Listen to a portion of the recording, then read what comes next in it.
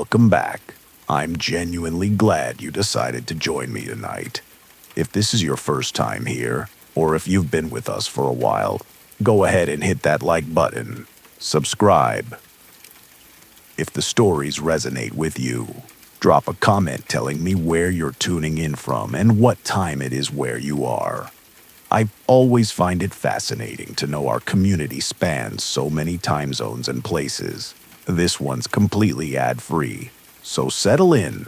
Dim those lights if you're comfortable doing so. Let's begin. Story 1. The museum hired me to catalog their newest acquisition in late September. I'm a digital archivist, which means I spend most of my working hours in climate-controlled rooms, transferring analog materials to digital formats. Photographs, film reels, audio recordings, things people want preserved before time claims them completely. The acquisition was a collection of home movies from the 1970s, 12 reels of Super 8 film, donated by the estate of Margaret Whitmore after her death at 93. According to the paperwork, the films documented her family's summer vacations at a lake house in upstate New York. Harmless stuff. Exactly the kind of material I'd handled hundreds of times before. I set up in the archives room on the museum's third floor. The space was windowless, insulated by concrete walls that muffled the sounds of the city outside. The film projector was ancient but functional, and I'd positioned it to cast images onto a white screen, while my digital camera captured everything in high definition. Standard procedure. The first 3 reels were exactly what I expected. A young Margaret, maybe 30 years old, laughing as she chased 2 small children through tall grass. Her husband cooking hamburgers on a rust-spotted grill, the kids splashing in lake water that sparkled like scattered diamonds under the summer sun. The footage was grainy, punctuated by the slight flicker inherent to the format, but charming, innocent. I noticed her on the 4th reel. She appeared in the background of a shot focused on the children building a sandcastle. Just a figure standing at the tree line, maybe 50 yards from the beach. The distance and grain made details impossible, but I could make out a woman in what looked like a white dress. She stood perfectly still while the children moved and played in the foreground. I paused the film, studying the frame. Something about her posture seemed off, too rigid, too deliberate. But it was easy enough to dismiss. Probably a neighbor, someone passing through. The lake house wasn't isolated. Other families would have been vacationing nearby. I continued with my work. She appeared again 20 minutes later in the footage, this time in a shot of Margaret's husband teaching their son to fish from a small dock. The woman stood behind them, perhaps 30 feet away now, closer to the dock than the tree line. Still in white, still motionless. I felt the first whisper of unease, the kind that starts in your stomach and spreads outward like cold water. I rewound the footage, watching the moments before she appeared. One frame she wasn't there, the next frame she was. No walking into the shot, no transition, just sudden presence. Film anomalies, I told myself. Damage to the reel. The footage was 50 years old. Emulsion could degrade in strange ways, creating artifacts that looked like figures or faces. I'd seen it before, but I hadn't. The 5th reel showed Margaret and her family eating dinner on the porch of their lake house. Golden hour light painted everything in amber. Margaret was laughing at something her husband said. The children were fighting over a corn cob. Normal, beautiful, even. The woman in white stood on the porch behind them. She was close enough now that I could make out more details. The dress was old-fashioned, with long sleeves and a high collar. Her hair was dark and hung straight past her shoulders. But her face was wrong. Not deformed or monstrous, just wrong in a way I couldn't articulate. The features seemed to shift slightly, even though she was standing still, like looking at someone through water. None of the family seemed to notice her. I stopped the projector and sat in the silence of the archives room. My heartbeat had become audible in the quiet, a percussion against my ribs. This wasn't film degradation. This was something captured deliberately, impossibly there in frames shot decades ago. I should have stopped, packed up my equipment, told the museum I needed more time to assess the condition of the reels. But curiosity is a patient predator. It waits until fear becomes fascination. Then it strikes. I loaded the sixth reel. The footage opened on a gray afternoon. Rain stippled the surface of the lake, and Margaret's family had retreated indoors. The camera panned across the living room, capturing the children playing a board game while their father read a newspaper. Everything seemed muted, drained of the earlier summer warmth. The woman in white stood in the corner of the living room. She was 15 feet from the family now, close enough that I could see her watching them with an intensity that made my skin crawl. Her head was tilted slightly, like a bird examining something curious and small. And her hands. Her hands were raised slightly, fingers spread as if she were pressing against invisible glass. The shot lasted maybe 10 seconds before the camera panned away, focusing on Margaret herself, who smiled and waved before the reel ended. I sat there for a long time after the film ran out, listening to the rhythmic flap of the empty reel spinning on the projector. The archives room felt smaller. The walls seemed to lean in. I became acutely aware of the door behind me, of the darkness in the corners the overhead lights didn't quite reach. I loaded the seventh reel with hands that trembled slightly. This footage was different, shot at night. The camera captured the family gathered around a campfire near the lake's edge, their faces illuminated by dancing orange light. Marshmallows blackened on sticks. The children's laughter sounded tinny through the projector's speaker. The woman in white stood directly behind Margaret, so close their bodies should have been touching.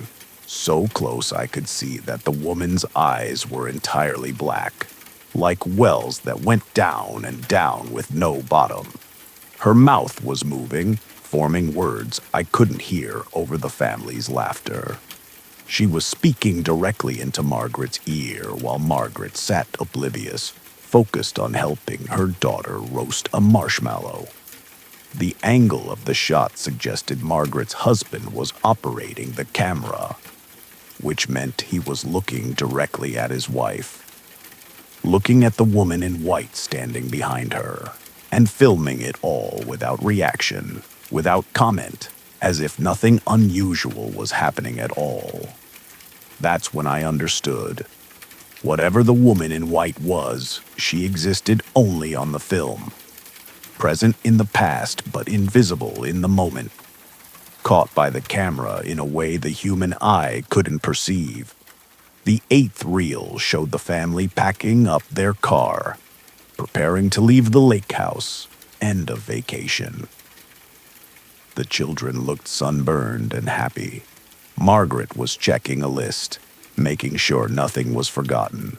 Wholesome, normal. The woman in white sat in the back seat of their station wagon between the two children. Her hands rested on their shoulders like a parent securing them for a long drive. The children were smiling, talking to each other, completely unaware of the presence between them. But I could see in the footage that wherever her hands touched their shoulders, their clothing seemed to darken, as if stained by something that left no visible residue. The reel ended with the car pulling away from the lake house, kicking up dust on the gravel drive. I loaded the ninth reel with a growing sense of dread I couldn't shake. This footage was dated 6 months later, for Christmas. The family was in their home now, a tidy suburban house I didn't recognize. A tree stood in the corner, decorated with lights and tinsel. The children opened presents while Margaret filmed. But something was different. The joy from the summer footage was absent. Margaret's daughter sat very still while unwrapping a doll, her movements mechanical. Her son stared at nothing, eyes unfocused, while wrapping paper piled up around him. Even Margaret's husband, visible in a few frames, had a hollow quality to his expression, like they were all going through motions they no longer understood. The woman in white stood beside the Christmas tree. She was clearer now, more solid. I could see details I hadn't noticed before. Her dress had small buttons running down the front. Her fingernails were too long, and her face, while still shifting in that unsettling way, had begun to look familiar. It took me several moments to realize why. She was starting to resemble Margaret. Not exactly. More like a reflection seen through distorted glass. But the similarities were there. The shape of the jaw, the set of the eyes, as if by standing close to Margaret for months, the woman in white had begun to absorb her features, her essence. The 10th reel was dated 1 year after the Christmas footage. Spring. Margaret's husband was filming their son's birthday party in the backyard. Children ran around with cake-smeared faces. Balloons bobbed in the breeze. Margaret stood alone near the garage, her back to the camera. The woman in white stood facing her, so close their bodies nearly touched. And Margaret was moving her mouth in the same way the woman in white had moved hers back at the campfire, forming words, speaking to something only she could now perceive.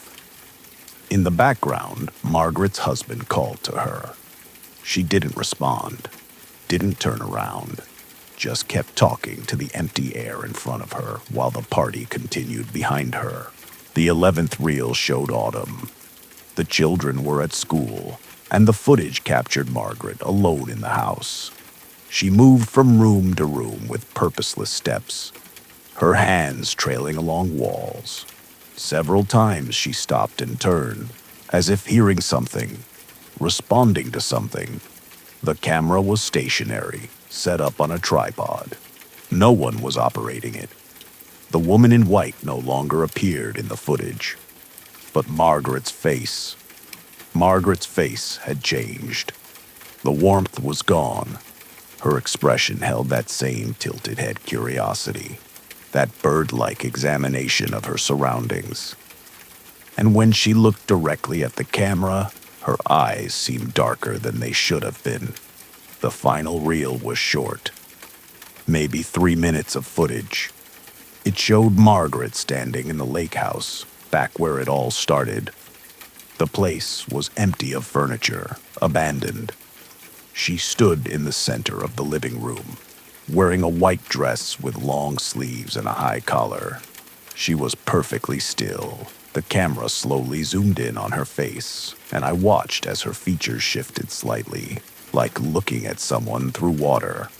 Her hands raised, fingers spreading as if pressing against invisible glass. And her mouth moved, forming words I couldn't hear but somehow understood. I'm still here. I'm still watching. The footage ended. I sat in the archives room for a long time after that. The projector's cooling fan, the only sound. Eventually, I packed up my equipment, transferred the digital files to the museum server, wrote up my report using careful, neutral language that made no mention of what I'd seen. The director thanked me for my thoroughness, asked if I'd found anything interesting in the collection. I told her it was a lovely documentation of family life in the 1970s, very typical for the era. She seemed satisfied. I left that evening and drove home through city streets that felt too bright, too loud. My apartment was exactly as I'd left it that morning. Clean, organized, safe. I made dinner, watched television, did all the normal things that ground a person in reality. But that night, I dreamed of Margaret Whitmore, standing in my bedroom doorway, watching me with those shifting features and darkening eyes. Her hands raised, fingers spread, and when I woke, I found myself standing in front of my bathroom mirror. I don't remember walking there. Don't remember waking up at all. I was just suddenly there, staring at my own reflection in the dark. Except for a moment, just the briefest moment before my hand found the light switch, I could have sworn someone else was looking back at me. Someone with features that shifted like water. Someone wearing white. I haven't been back to the museum. They've called several times about another project, but I let it go to voicemail. I've been thinking about getting a new job anyway. Something outdoors. Something that doesn't involve staring at screens or preserving the past. Because I've started noticing something in the periphery of mirrors. In the black surface of my television when it's turned off.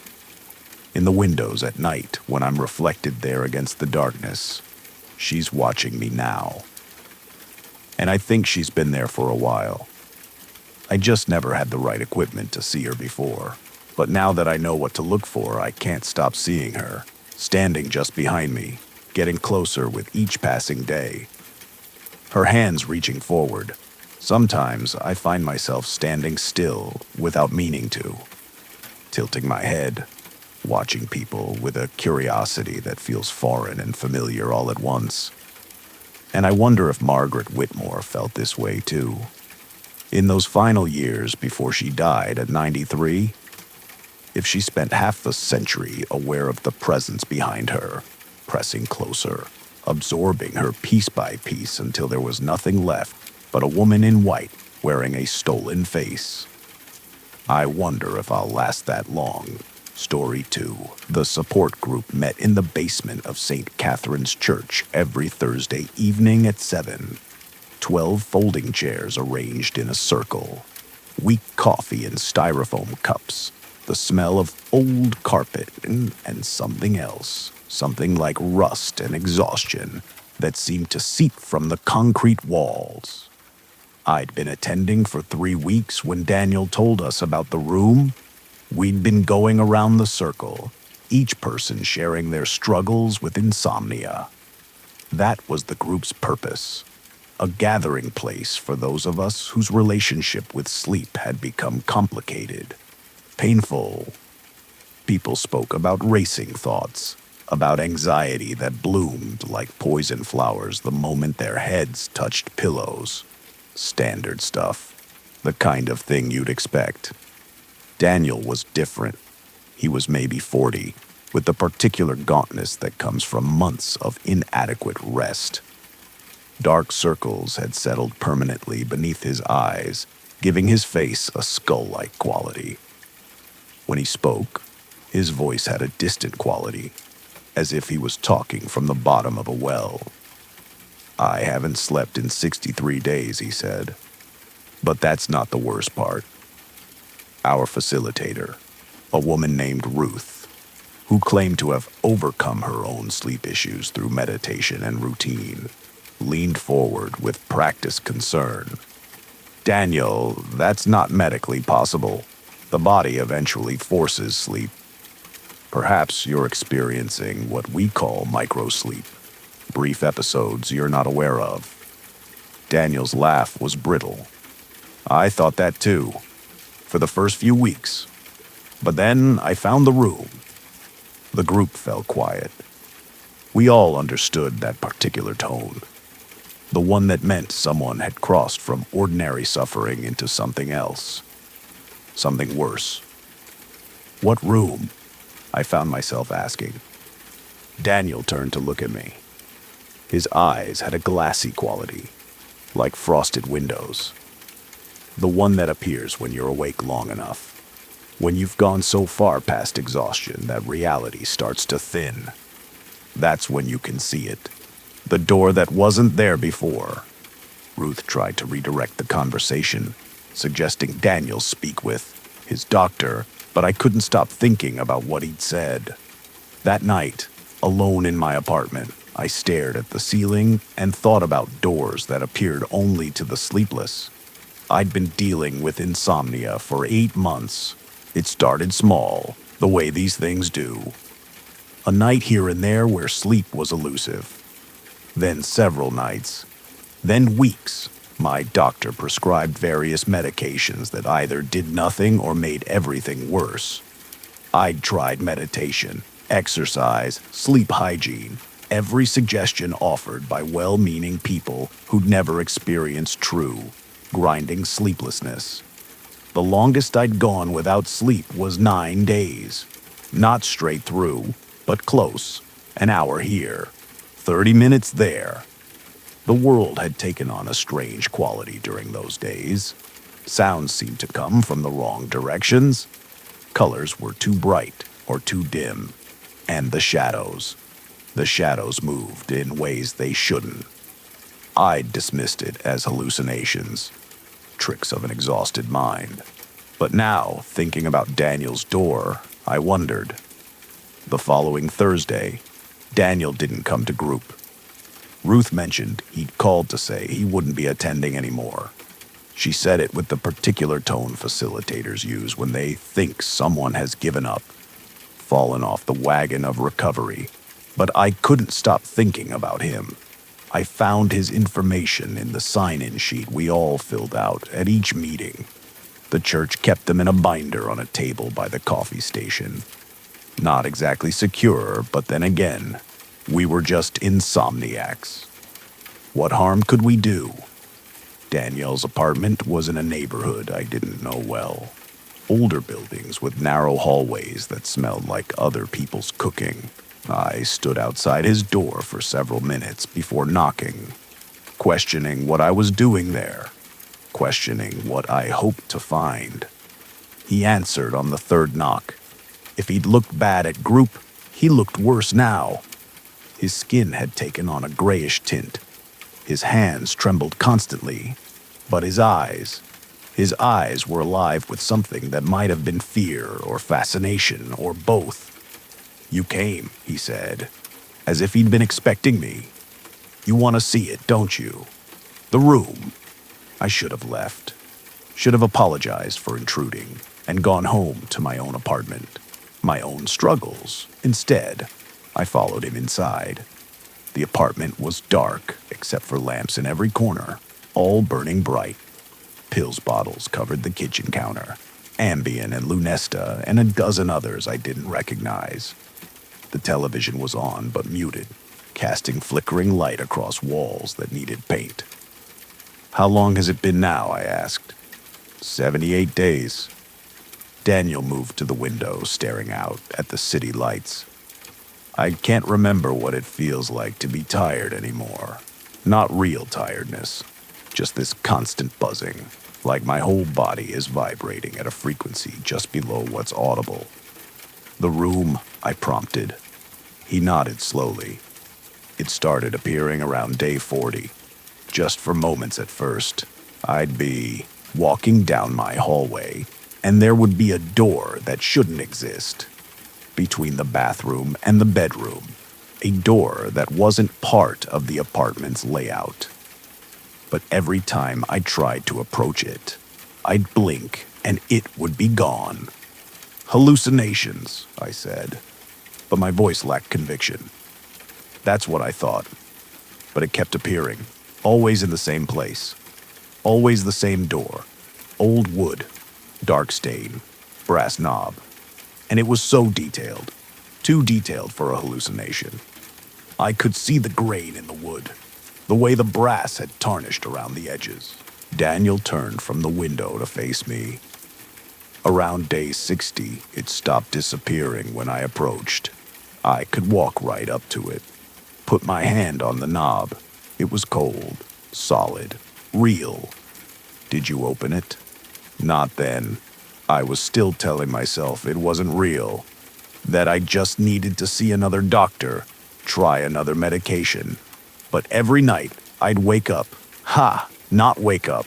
I'd be lying in bed not sleeping, and I'd hear something from behind that door. Music, maybe. Or voices. Just on the edge of hearing. He moved to the hallway and I followed. The space was narrow, barely wide enough for us to stand side by side. He pointed to a blank wall between two doors. "There," he said. "That's where it appears." I stared at the wall. Just paint and plaster. Nothing unusual. "I don't see anything." "How long since you've slept?" Daniel asked. "Last night. A few hours." He nodded, understanding. "You're not ready yet. You haven't gone far enough. But keep not sleeping. Keep pushing past that threshold. Eventually you'll see it too. Why would I want to?" Daniel's smile was sad. "Because even though it scares you, even though every instinct says to run, there's something compelling about it. The idea that there's a place that exists only for us. For those of us who can't sleep. A room that understands what we're going through." I left his apartment shortly after that, unsettled but trying to rationalize what I'd heard. Severe sleep deprivation could cause vivid hallucinations. That was documented medical fact. Daniel needed professional help, not validation of his delusions. But that night, lying in bed and watching the numbers on my clock change with excruciating slowness, I couldn't stop thinking about the door. The insomnia got worse over the following weeks. My doctor prescribed a new medication that made my heart race. I stopped taking it after 3 days. I tried meditation apps that just made me more aware of how awake I was. I drank herbal tea that did nothing, and I counted the days since I'd slept properly. Really slept, not just dozed in scattered fragments. By day 23, I was starting to see things. Shapes moving in the corners of my vision. Shadows that seemed too dark, too solid. My apartment felt different. The walls seemed to shift slightly when I wasn't looking directly at them. By day 30, I understood what Daniel had meant about reality thinning. I was making breakfast when I first saw it. Not in my hallway, like Daniel's. In the space between my refrigerator and the wall. A door that absolutely should not fit in that narrow gap. Old wood. Dark stain. Brass knob tarnished around the edges. I blinked and it was gone. But I knew it had been real. Or as real as anything could be when you'd been awake for 31 days. It appeared more frequently after that. Always in spaces that shouldn't accommodate a door. Between my bookshelf and the window. In the corner of my bathroom where two walls met. Once, horrifyingly, standing, open in the middle of my living room, revealing only darkness beyond. I tried reaching for it several times, but like Daniel had experienced, it would vanish the moment I got close. Playing games with me, teasing me with its presence. I stopped going to the support group. Stopped answering calls from friends who were concerned about my increasingly erratic behavior. Work had let me go 2 weeks earlier after I'd been found sleeping. Not sleeping, staring blankly at my computer screen for 6 hours straight. The only person I still spoke to was Daniel. He sounded worse every time we talked. His voice had taken on that distant quality permanently now. He told me he'd opened the door on day 83, gone inside the room. He wouldn't tell me what he found there, but after that conversation, he stopped answering his phone. I went to his apartment. The landlord let me in after I explained I was a concerned friend. The apartment was empty, not just of Daniel, but of everything. Furniture, personal belongings, the pill bottles, all gone. The only thing left was a note taped to the wall where the door appeared. The room is patient. It waits for everyone eventually. Don't fight it when your time comes. Day 40 arrived like a milestone I'd been dreading and anticipating simultaneously. I'd lost weight I couldn't afford to lose. My reflection looked like something dug up and given temporary animation. But I was still awake, still conscious, still existing in that strange space beyond exhaustion, where the body should shut down but somehow continues. That's when the door stopped playing games. I found it in my hallway, fixed in place between the bathroom and bedroom, exactly like Daniel had described. Old wood dark with age, brass knob tarnished, but still substantial. And from behind it, I could hear what Daniel had mentioned. Music, maybe, or voices, or something that was neither and both. I stood in front of it for what might have been minutes or hours. Time had become fluid, unreliable. My hand reached for the knob before I consciously decided to move. The brass was cold and solid under my palm. Real, in a way, nothing else had felt for weeks. I turned the knob and pushed the door open. The room beyond was larger than should have been possible. Impossibly larger. It stretched away in all directions, its walls and ceiling lost in a darkness that seemed to absorb light rather than simply lacking it. The floor was solid beneath my feet, but I couldn't see what it was made of.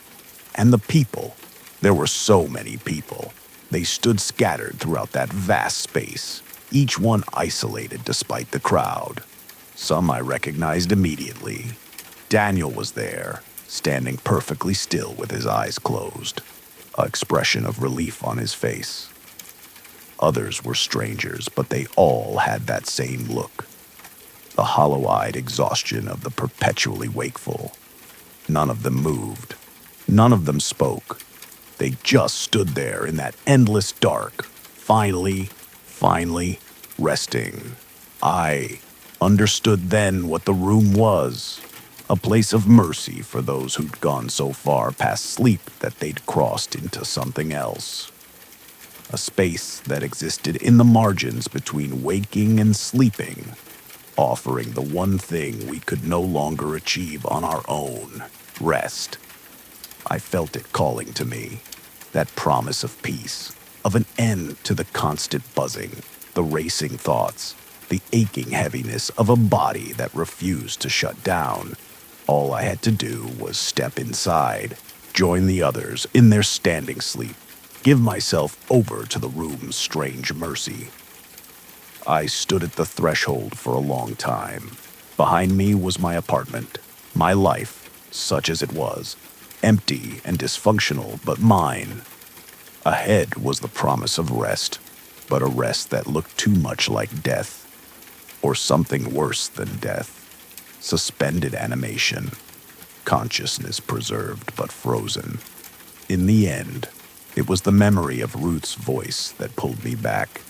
Something she'd said during one of the group sessions, about how the body eventually forces sleep, about how we had to trust that basic function even when it felt impossible. I stepped backward, closed the door, walked away on shaking legs. The room didn't appear again after that. Maybe because I'd rejected its offer. Maybe because I'd found something in that moment of decision that broke whatever hold the sleeplessness had on me. That night, I slept. Really slept. 14 hours straight. And when I woke, the world looked almost normal again. It took months to recover fully.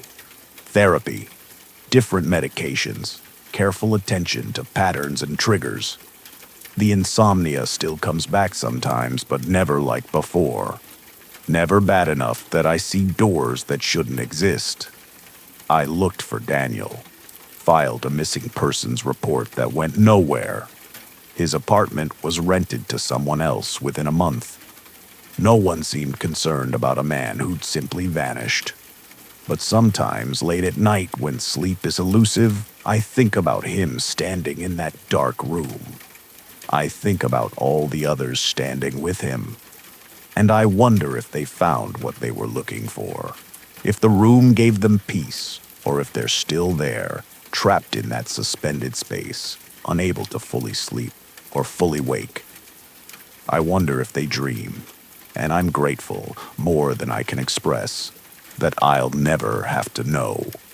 Story 3. My sister Elena disappeared into the television on a Wednesday in October. I should clarify, she didn't physically vanish into the screen itself. Nothing so dramatic or obvious. But she went somewhere that day while watching her stories, and she never entirely came back.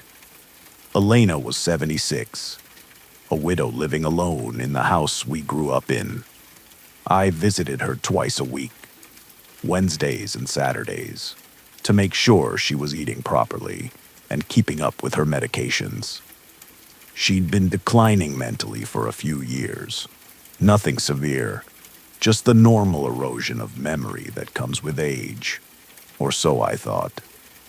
That Wednesday in October, I let myself in with my key as usual. The house smelled, like it always did, lavender sachets and old books. The television was on in the living room, which wasn't unusual.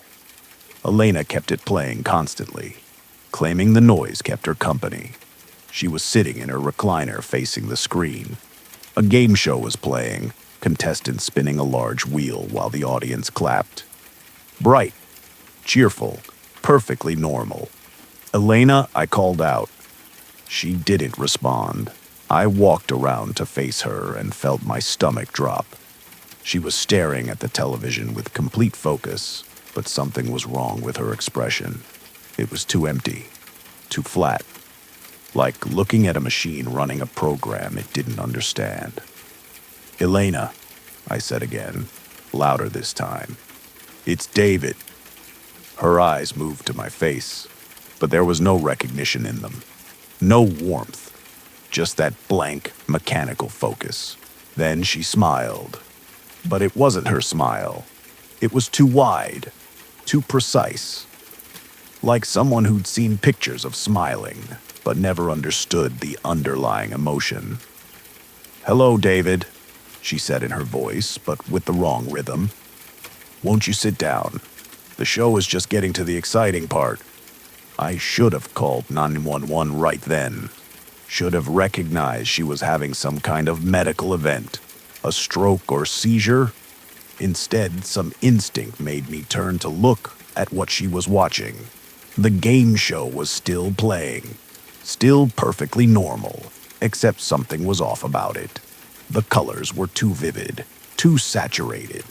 The contestants moved with slightly jerky motions, like film played at the wrong speed. And the audience wasn't clapping in unison, but in perfect synchronization, every hand meeting its partner at the exact same moment. "Elena, when did you start watching this?" I asked. She tilted her head at an odd angle. "I've always been watching, David. Since the beginning. They told me it was important. To pay attention. To learn." "Who told you that?" But she'd already turned back to the screen, her attention completely captured. I watched her eyes tracking back and forth, following something I couldn't see. Her lips moved slightly, forming words too quiet to hear. I tried the television remote, but none of the buttons worked. I tried unplugging the TV, but the moment I touched the cord, Elena let out a sound I'd never heard from her before, a high-pitched keen like an animal in distress. "Don't," she said, her voice sharp. "They need me to watch. I promised I would finish." I left the court alone and instead called her doctor, explained what was happening. He suggested bringing her to the emergency room. But when I tried to get Elena out of the chair, she became agitated, violent even, scratching at my arms, trying to keep her eyes on the screen. So I did something I'm not proud of. I left her there, went home, told myself she just needed space, that whatever was happening would pass. I came back the next morning to find her still in the chair, still watching.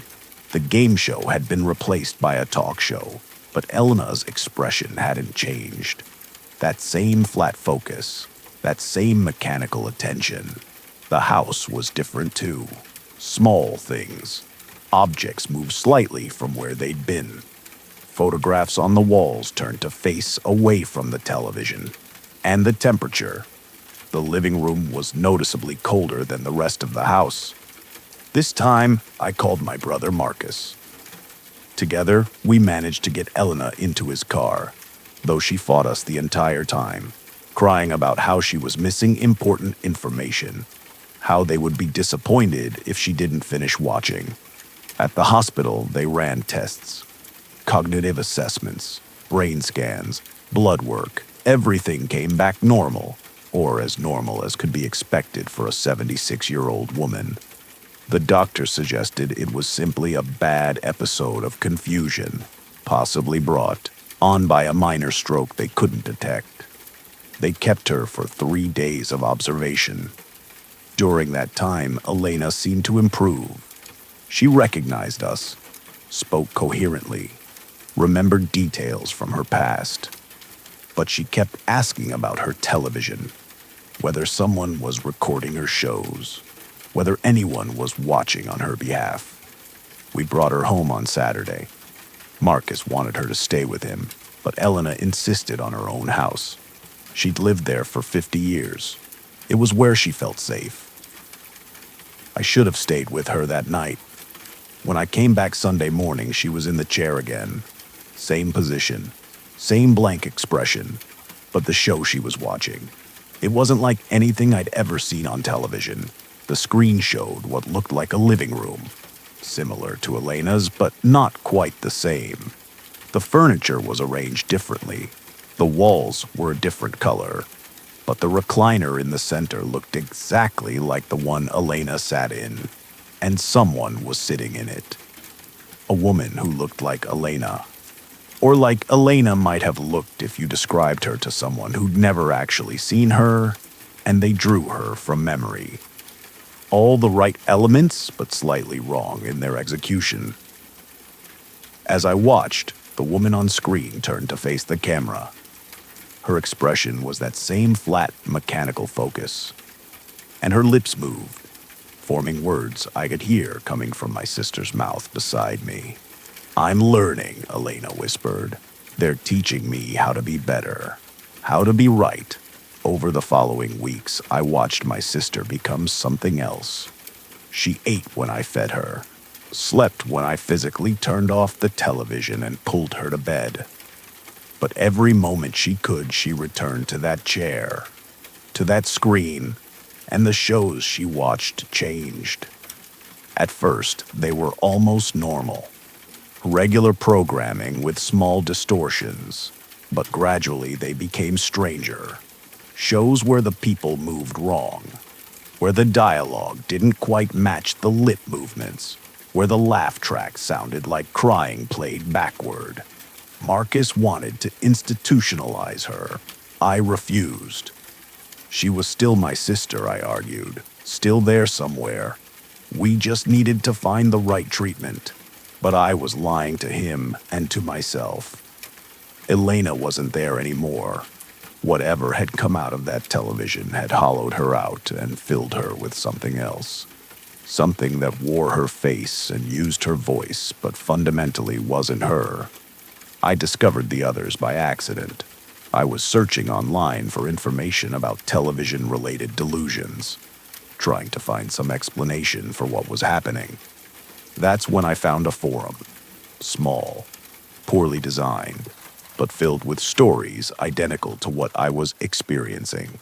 Elderly people, mostly, becoming fixated on their televisions, watching shows that no one else could identify, slowly losing themselves to whatever they were seeing.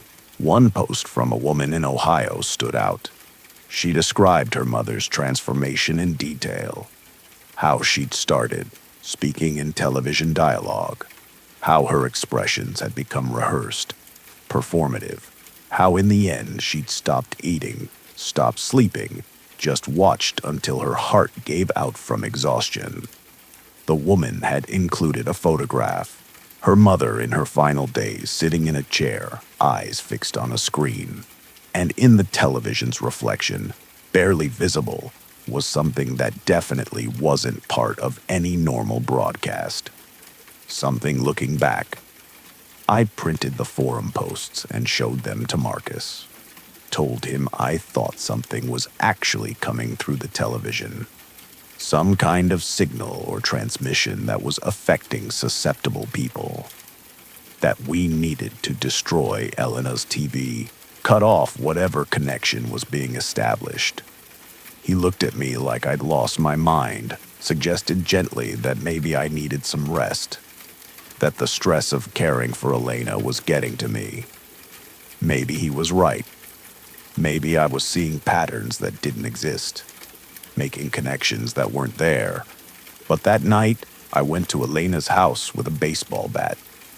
I found her in the chair as always, but this time, she was different. Her skin had taken on a grayish tint. Her eyes looked glassy, unfocused, and when she breathed, it was shallow, labored. The television showed a view of her living room again, but now there were two people in the recliner on screen, Elena and something else. Something that sat beside her, its form distorted and wrong, like a humanoid shape captured in heavy static. It was touching her.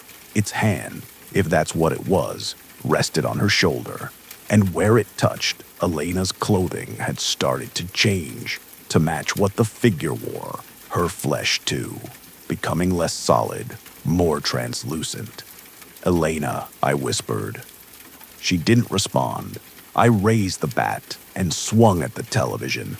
The screen shattered with a sound like ice cracking. Smoke poured from the broken electronics. The lights in the house flickered and dimmed. Elena let out a sound I'll hear until the day I die. Not a scream, something worse. A sound of profound loss, of something incomplete, cut off mid-transmission. She looked at me then, and for just a moment, I saw my real sister in those eyes. Saw recognition, saw fear. "David," she whispered, "what have they done to me?"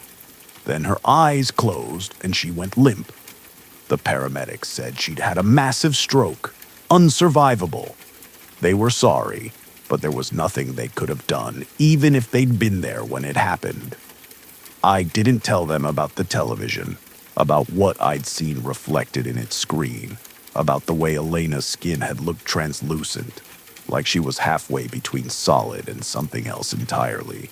At her funeral, Marcus gave a eulogy about a life well lived, about a woman who loved her family and her home. He thanked everyone for coming, said the right things at the right times. I stood at the back and thought about all those other people from the forum, all those elderly victims who disappeared into their televisions. And I wondered where they'd really gone. What space existed inside those screens that could reach through and pull pieces of people in. I wondered if Elena was there now, in that place, if some part of her consciousness had been transmitted into that other space before I'd smashed the screen, if she was trapped in an endless living room, sitting in an endless chair, watching endless shows, while something gradually replaced her, piece by piece. After the funeral, I went home and removed every television from my house.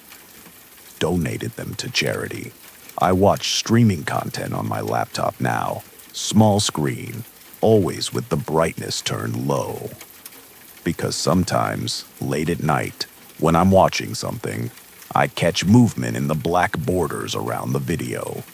Shapes that look almost human, almost familiar, and once, just once, I saw someone who looked like Elena sitting in a chair in the darkness, watching me through the screen, smiling that too wide, too precise smile. I closed the laptop, haven't opened it since. Some doors, once opened, can never be fully closed again. Some transmissions once received can't be unheard, and some screens are windows that look both ways. I think about that every time I pass an electronics store, every time I'm in a waiting room with a television, every time I see someone staring too intently at a screen, their expression just a little too flat, their attention just a little too complete. And I wonder if they're still there, if they've already started learning, if something on the other side has already begun the patient work of replacing them piece by piece.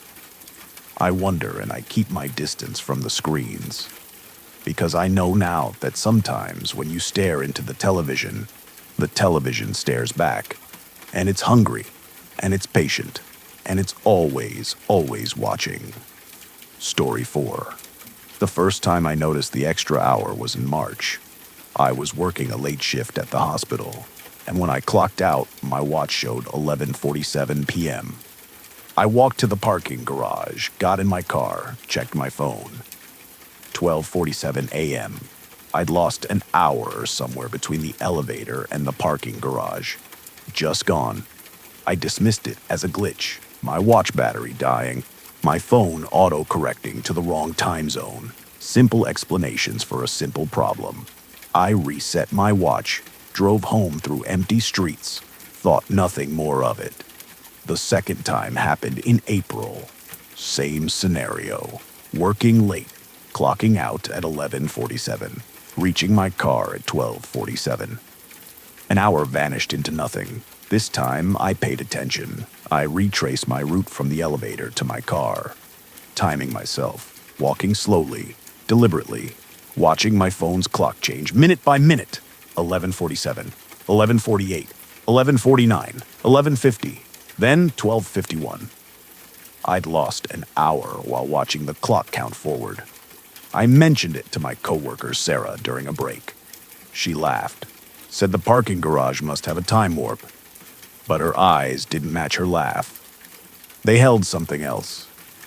Something that looked like recognition. "Has it happened to you?" I asked. The laughter stopped.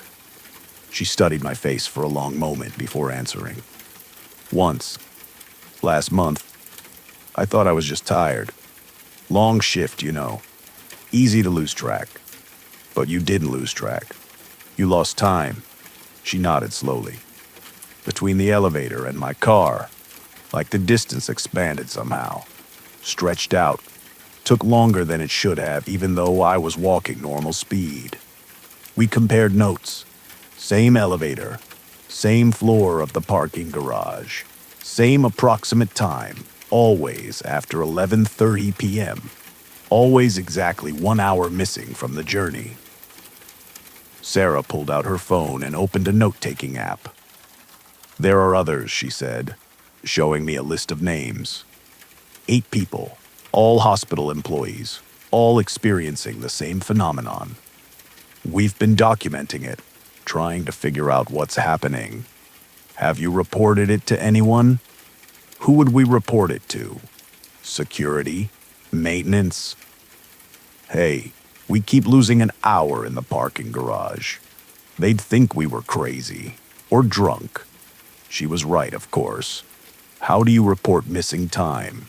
What evidence could you provide beyond your own watches, your own phones, your own confused certainty that something impossible was happening? "Meet us Thursday," Sarah said, "after the late shift. We're going to try something." Thursday came. 10 of us gathered by the elevator at 11:30 p.m. Sarah had everyone sync their watches and phones to the same time, 11:32. We'd walk to the garage together, document everything, record video, prove that whatever was happening was real. The elevator ride took 30 seconds. We emerged on level 4 of the parking garage. The overhead lights hummed and flickered, casting sickly yellow light across rows of cars. Our footsteps echoed on concrete. We walked together in a group, phones out, recording. I kept my eyes on my watch. 11:33, 11:34, 11:35, the seconds ticking forward normally. Then something changed. It wasn't dramatic. No flash of light, no sudden disorientation. Just a subtle shift in the quality of the air. Like stepping from one room into another, except we hadn't moved through any doorway. The parking garage was the same but different. The lights still hummed, but at a lower pitch. The cars in their spaces looked slightly wrong. Colors too faded, models too old. like we were seeing versions of them from decades past. And the far wall, which should have been maybe 100 feet away, had receded. The garage stretched further than it should, further than the building's footprint could possibly contain. Sarah whispered, "Keep walking. Everyone stay together." We moved forward as a group. Our phones had stopped working. The screens were frozen, stuck at 11:35. The recording lights dead. My watch had stopped too. Everything had stopped except us, continuing to walk through an impossible space. That's when we saw them. People, other people, standing beside cars scattered throughout the expanded garage. They weren't moving, just standing there in the yellow light, perfectly still, facing us. No, not us. Facing nothing. Their expressions were blank, their eyes open but unseeing, like mannequins arranged in a diorama. "Don't touch them," someone said. "I don't know who." We walked past the first one. A woman in scrubs, her hand resting on her car door, frozen mid-motion. Her name tag said Jennifer Martinez, nursing. I didn't recognize her, but Sarah whispered that she'd been a nurse here, past tense. She died 3 years ago. Car accident. The next one was a man in a security uniform. Then another woman in scrubs. Then more, dozens of them, scattered throughout the garage, all standing, all frozen, all dead. "We need to leave," someone said. "We need to go back." But when we turned around, the elevator was gone. Just more garage stretching behind us. More frozen people. The space had become endless in all directions. We kept walking. What else could we do? And as we walked, I started noticing something about the frozen people. They weren't random. They were positioned in a pattern, evenly spaced, arranged like markers along a path, guiding us somewhere. The garage began to change. The concrete floor became rougher. The lights grew dimmer. The cars became older, 50s, 40s, then no cars at all, just empty spaces marked with faded white lines. We were moving backward through time, through layers of the parking garage's history, and the frozen people changed too. Their clothes became outdated, their styles shifting to match different eras, but they all had one thing in common. They'd all died here, in this space, on this ground. Before it was a parking garage, it was something else. The research came later, after we finally found our way out. After the expansion suddenly contracted and we stumbled back into the normal garage at 12:47 a.m., our phones and watches starting up again like nothing had happened. The hospital had been built in 1952, but before that, the land held something else.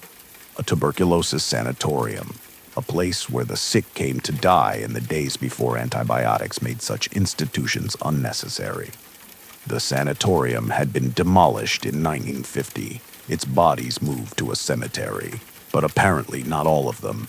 Apparently some had been left behind, forgotten in unmarked graves, buried under the foundation when the hospital was built. We found records of the old building's layout. The morgue had been in the basement, directly beneath where the parking garage now stood. Sarah and the others stopped working the late shift, stopped walking through that space after 11:30. I did too for a while, but curiosity, that patient predator, got the better of me. I went back one Thursday, alone, clocking out at 11:47, walking to the elevator, watching my watch tick forward, 11:48, 11:49, 11:50. The expansion happened as before, the garage stretching out, the frozen people appearing in their positions.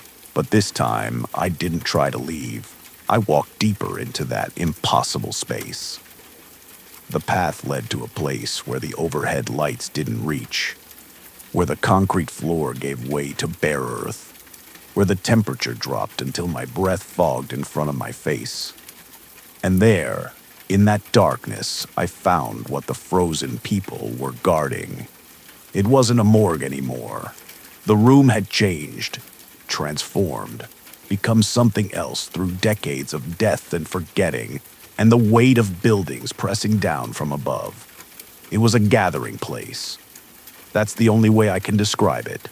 A space where the boundary between the living world and whatever comes after had worn thin enough to breach. The frozen people weren't trapped. They were waiting, standing guard, marking the path for others like them. Others who died in that space and found themselves unable or unwilling to leave. I saw them moving in that darkness, not frozen anymore, freed from their eternal stillness by the absence of living eyes to observe them. They moved through the room in patterns I couldn't comprehend, following rhythms I couldn't hear, and they saw me. All of them turned at once, their blank expressions shifting to focus on the living person who'd stumbled into their space.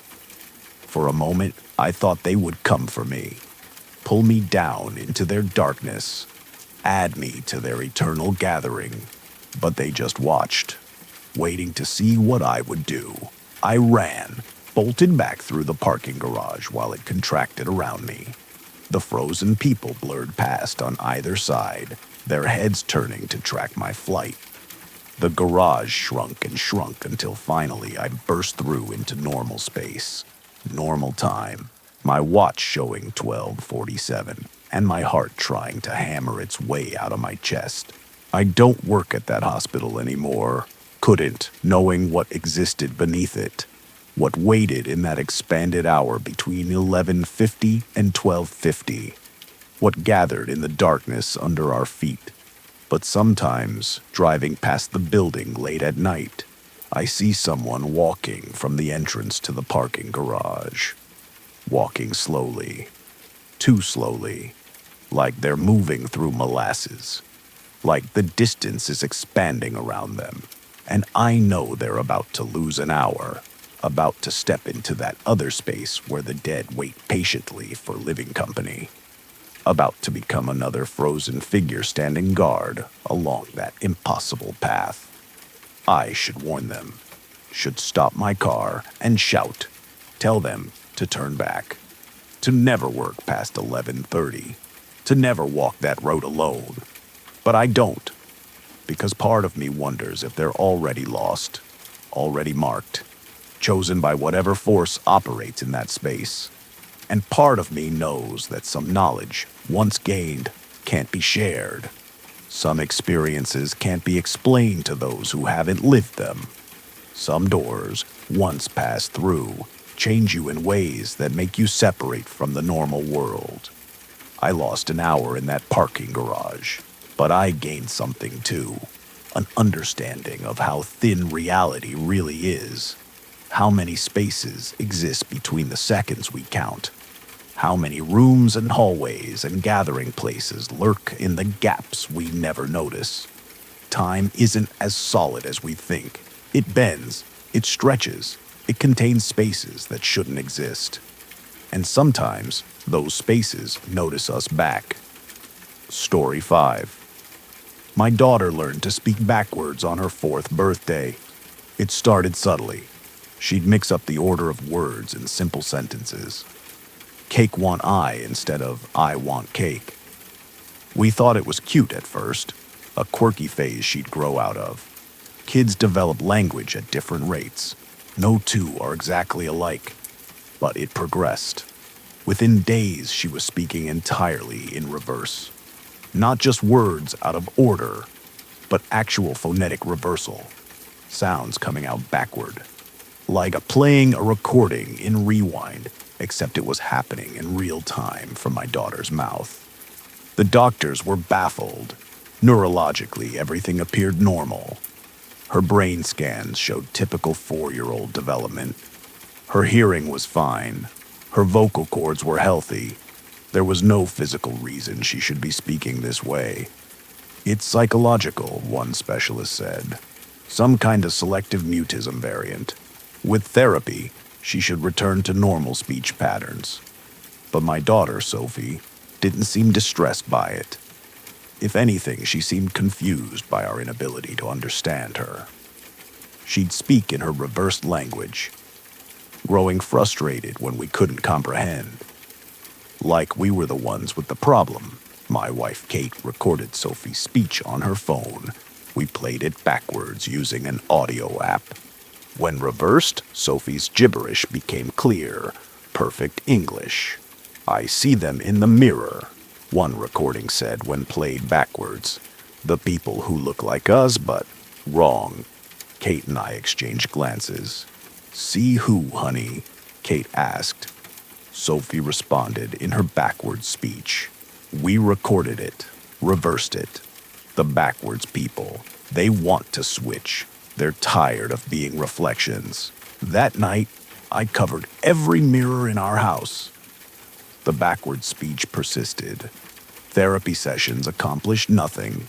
Sophie would sit with the therapist, speaking her reversed language cheerfully, drawing pictures of our family. Normal pictures, except everyone was drawn backwards.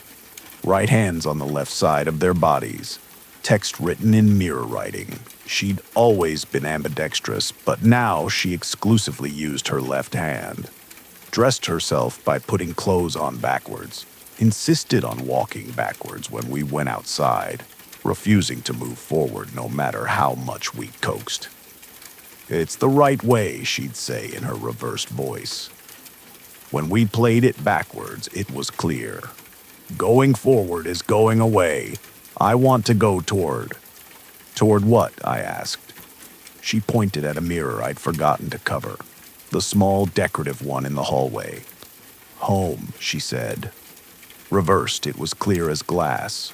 Home. Kate wanted to remove every reflective surface from the house. No mirrors, no windows, no glass at all. Turn our home into a prison of opaque walls where Sophie couldn't see whatever she was seeing. I disagreed. Removing the mirrors wouldn't change what was happening. It would just blind us to it. One night, I removed the sheet from the bathroom mirror. Sophie was asleep. Kate was downstairs. I stood in front of my reflection in the dark, illuminated only by nightlight. My reflection looked back. Of course it did. That's what reflections do. But as I watched, I noticed something. Small discrepancies. When I shifted my weight, my reflection moved a fraction of a second too late. When I breathed, it breathed slightly out of sync. I raised my right hand. My reflection raised its right hand too, not its left. That was wrong. Mirrors reverse left and right. Unless it wasn't actually a reflection. The thing that looked like me smiled. I wasn't smiling. "You see me now," it said. Its lips moved backward, but the words came out normal. Forward. "Your daughter sees all of us. She's so young, so close to the other side still. The barrier hasn't solidified for her yet." I stumbled backward. The thing in the mirror didn't move, just stood there, studying me with my own eyes. "What do you want?" I whispered. "To switch. To be real. You have no idea how exhausting it is. Being a reflection. Copying. Mimicking. Never truly existing. Always dependent on someone else looking at us to even be conscious. You can't have her." The thing tilted its head. "We don't want her. We want you. Adults. People whose barriers are solid. If we can pull you through, we become real on your side, and you become the reflection. Fair trade." I covered the mirror again with shaking hands. The next morning, I noticed something. Kate was acting strange. Small things. Using her right hand when she usually favored her left. Coffee prepared differently than her usual routine. Putting on her shoes, wrong foot first. "Kate," I said carefully, "did you sleep well?" She smiled. "Very well. I had the most wonderful dream about looking at myself in a mirror. For a long time. Without blinking. My blood went cold. I checked her phone. The last entry in her notes was from 2 a.m. Bathroom mirror, call me. When I looked at Kate, really looked, I noticed her wedding ring was on the wrong hand. That afternoon, Sophie drew a picture. Our family. But Kate was drawn backwards and shaded dark. An arrow pointed to her with text in mirror writing. I held it up to a mirror. Not mommy anymore. I confronted the thing wearing my wife's face that evening. It didn't deny what it was. She's still alive, it said. On the other side, looking through, watching you through every reflective surface. She can see you. She just can't reach you. The barrier only breaks from this side. Bring her back. I can't, but you can join her. Look into a mirror long enough without blinking. We'll come through. You'll go back. Simple trade. Sophie spoke then in her backward language. I recorded it. Reversed it. Daddy, don't look. They're lying. Mommy's not on the other side. She's gone. They took her away. Deeper, where there's no reflection at all. The thing wearing Kate's face lost its smile. I didn't look. I kept every mirror covered, avoided windows, turned off screens. For 3 days, I prevented any possible reflection. Sophie slowly stopped speaking backwards. Her words came forward again, stilted at first, awkward, like learning language for the second time. They went quiet, she said, when you stopped looking. Can you see Mommy? I asked. Sophie shook her head, tears in her eyes. She went too far in, past the reflections, to the place where nothing bounces back. The thing wearing Kate's face became more aggressive. It didn't bother pretending anymore. It spoke in reversed language like Sophie had. Moved wrong. Left things backwards all over the house. I called the police. Told them someone had broken in and was pretending to be my wife. They came. They looked at Kate's face. Checked her ID. Compared her to photos. Sir, this is your wife. Same fingerprints. Same dental records. Everything matches. Because reflections are perfect copies, down to the DNA. I moved Sophie and me into a hotel. No mirrors except in the bathroom, which I kept covered. We lived there for 2 weeks, while I tried to figure out what to do. Sophie's speech returned almost completely to normal. But she'd lost something. A lightness. A childhood innocence. She'd seen too much of what existed on the other side. Is Mommy really gone? She asked one night. I wanted to lie, to tell her Kate would come back. But Sophie had always known when I was lying. I don't know, I said. But I'm not leaving you, no matter what. She hugged me tight. Don't look in mirrors. Daddy, not ever. They're patient. They'll wait forever if they have to. And if you look long enough, you'll forget why you shouldn't. We moved away. Different city. Different state. Left the thing wearing Kate's face in our old house. It called sometimes. Kate's voice pleading for us to come home.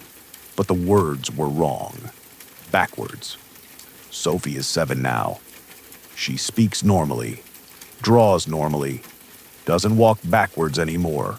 But she won't look at mirrors. Won't make eye contact with her own reflection in any surface. She's learned to brush her teeth and wash her face with her eyes closed. Sometimes I see her staring at nothing, tears running down her cheeks. I know she's thinking about Kate. The real Kate. Wherever she is. However deep she went into that place where light doesn't bounce back. I think about her too. About whether she's conscious in that darkness. Whether she knows we're still looking for a way to bring her back. Because I haven't given up. I've been researching folklore, old stories about mirrors and reflections, warnings passed down through generations about looking too long, about seeing things that weren't quite right. There are others like us, people who've lost loved ones to the reflections. They gather in anonymous forums, share techniques for avoiding mirrors, for detecting when someone's been replaced. They warn about extended eye contact with your own reflection, about mirrors in dark rooms, about catching glimpses of yourself moving wrong. They say the barrier is thinnest at dawn and dusk, when light is uncertain, when shadows are long. That's when the reversed ones can push through most easily. Sophie and I live in a house with no mirrors now, no glass, no polished surfaces. When we go out, we wear sunglasses, avoid puddles, keep our heads down. It's not a life, not really, but it's existence. And every day we don't look, every day we don't let them through, is a small victory. Sometimes at night I hear Kate's voice, not reversed, forward and clear and perfect. "Please," she says, "I'm so alone. Let me see you. Just once. Just look." And I have to remind myself, that's not Kate. That Kate is deeper than reflections, past the place where anything can be copied. I have to remind myself that looking won't bring her back. It will only let more of them through. Story 6. The inheritance from my grandfather included a house I'd never seen and a letter I wished I'd never read. I was 32 when he died. We weren't close. My mother had been estranged from him since I was young. Something about a family disagreement she refused to discuss. I'd met him maybe twice. Dim memories of a tall man with cold eyes who looked at me like I was a problem to be solved. The lawyer's letter informed me I'd inherited property in rural Oregon, a house on 12 acres. The only stipulation was that I had to live there for 1 full year before I could sell it. Otherwise, it would pass to distant cousins I'd never met. The real estate market in the area was strong. The lawyer estimated I could get $500,000 after the year was up. That kind of money could change my life. So I quit my job, broke my lease, drove across 3 states to claim my inheritance. The house stood at the end of a long dirt road, surrounded by dense pine forest. 2 stories, Victorian architecture, paint peeling and porch sagging but structurally sound, isolated. The nearest neighbor was 5 miles away. I found the letter in the study on my first day there, in the desk drawer, addressed to me in my grandfather's precise handwriting. "If you're reading this, I'm dead. Good. I've lived too long, as it is. The house is yours now, along with its occupant. You'll meet it soon enough. Everyone who stays here does. A few rules. Don't open the door at the top of the stairs. Don't answer when it calls your name. Don't let it see you bleeding. And for God's sake, don't try to leave before the year is up. It won't let you. I'm sorry for this. I truly am. But the burden must pass to someone. And you're the last of our blood. The house chooses family. Always has. Always will. Learn to coexist. That's all you can do." There was no signature. Just that message and a date from 20 years ago. Like he'd written it and left it waiting, knowing someday I'd find it. I told myself it was the rambling of a senile old man. Houses don't have occupants beyond the people living in them. The letter was a joke, a test, something to scare off weak-willed inheritors. I settled in, unpacked my belongings, made the place livable. The house was larger than it looked from outside. Too many rooms, too many hallways that seemed to lead in circles, but it was mine for a year. I could handle a bit of architectural oddness. The door at the top of the stairs was impossible to miss. Heavy wood, 6 feet tall, sealed with a padlock that looked older than the house itself. Rust had fused the mechanism. No key could open it now. I should have been relieved. The letter had said not to open it. Problem solved. It was already sealed.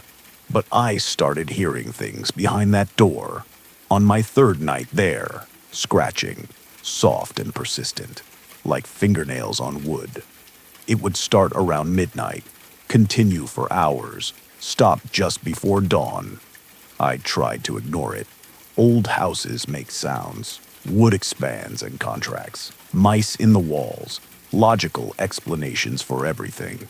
But the scratching formed patterns, rhythms, almost like a coded message. On the fifth night, I heard my name, Thomas, whispered through the door. My grandfather's voice. Thomas, it's cold in here. Let me out.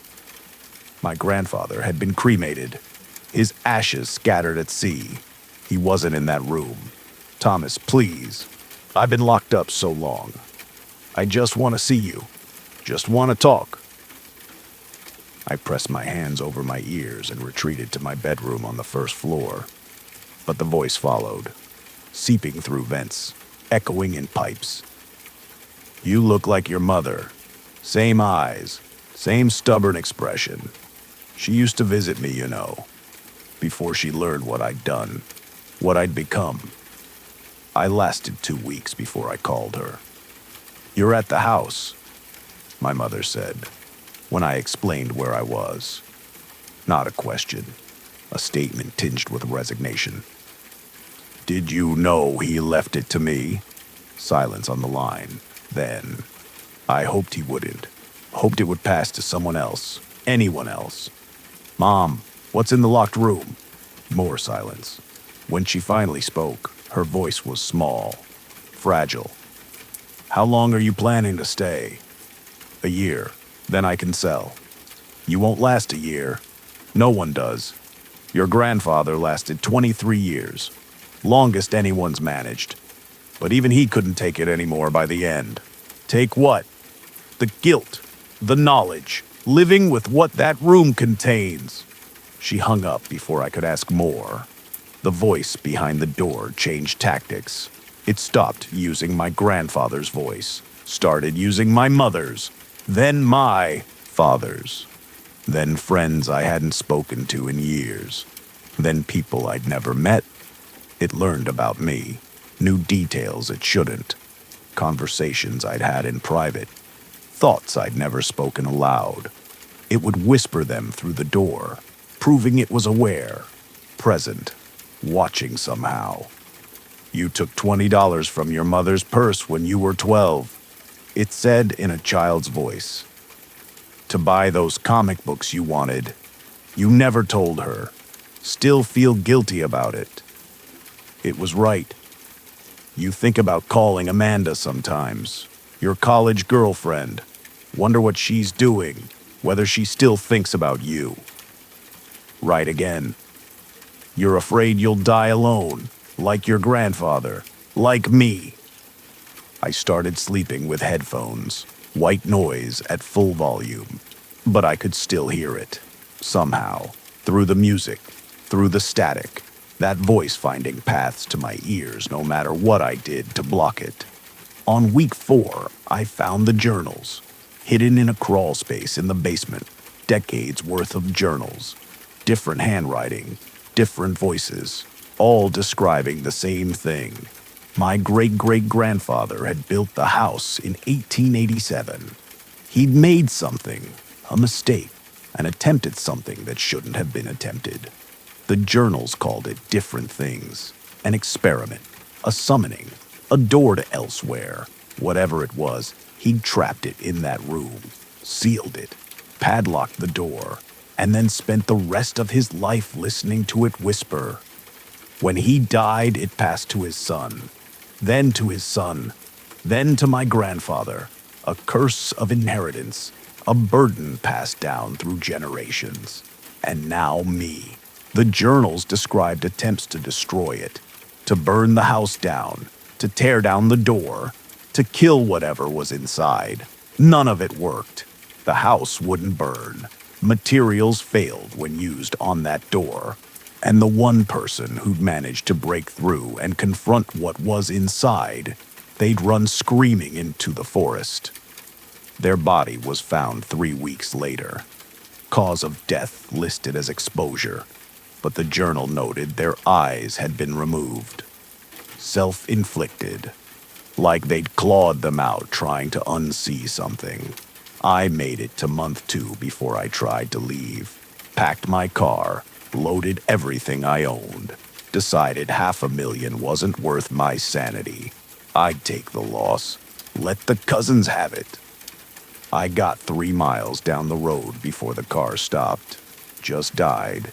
Engine wouldn't turn over. Lights wouldn't work. Completely dead despite being serviced 2 weeks before.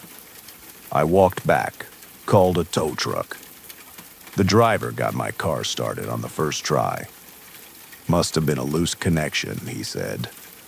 I tried again the next day. Same result. Car died after 3 miles. Started perfectly when I returned to the house. The house wouldn't let me leave. I stopped trying after that. Accepted my situation. 1 year. 12 months. I could survive 12 months of whispers and scratching and voices calling my name. But it got worse. Month 3, the door started bleeding. Thick, dark, liquid seeping under the gap at the bottom, pooling on the landing. It smelled like rust and rot and something else. Something organic I couldn't identify. I cleaned it. It appeared again the next night, and the next. Month 4, I started seeing things. Shapes moving in peripheral vision, figures standing in doorways, gone when I looked directly at them, present when I wasn't. Month 5, I cut my hand while cooking. Just a small cut. A few drops of blood on the counter. The whispers became screams. Frantic, desperate. The door shook in its frame. The padlock rattled. Blood. I smell blood. Give it to me. Let me out, and I'll show you such wonders. I bandaged the cut, cleaned the blood, kept away from the door until the screaming stopped 3 hours later. That's when I understood the warning. Don't let it see you bleeding. Month 6, I stopped sleeping. The whispers never stop now. Day and night, constant conversation. Hundreds of voices overlapping. Some pleading, some demanding, some just narrating my actions like sports commentary. He's making coffee, dark roast. He's sad today. Look at his face.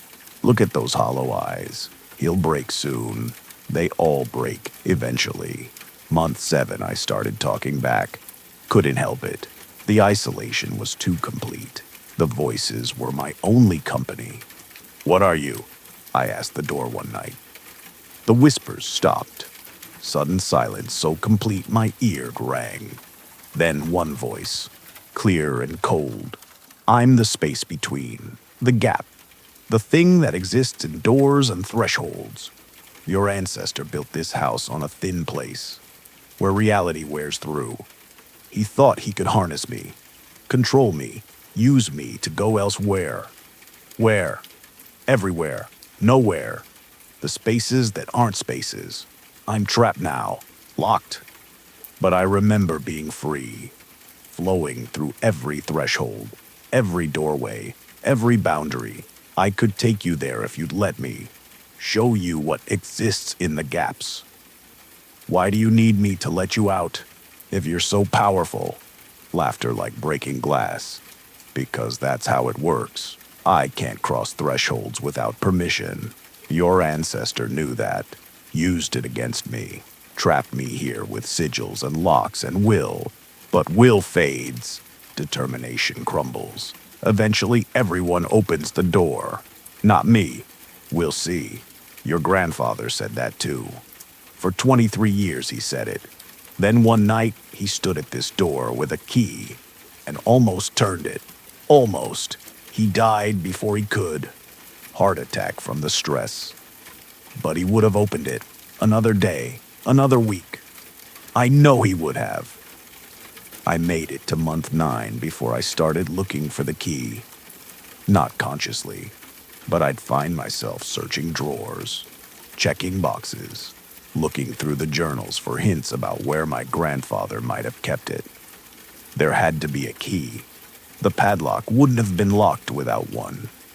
Month 10, I found it, in the ashes of the fireplace. A small brass key, tarnished and bent but intact. I held it in my palm, felt its weight, thought about how easy it would be. Just unlock the door, see what was inside, end the mystery, face whatever had been whispering to me for 10 months. I threw the key into the forest, as far as I could, heard it disappear into undergrowth. "You'll look for it again," the voices whispered. "They always do. You'll search and search until you find it, or until you break down the door, or until you lose your mind and we can walk out through your eyes." Month 11, I stopped eating, couldn't taste food anymore. Everything turned to ash in my mouth. My body was shutting down. Stress, exhaustion, the weight of isolation. I looked in the mirror one morning and didn't recognize myself. Hollow cheeks, gray skin, eyes too large in a sunken face.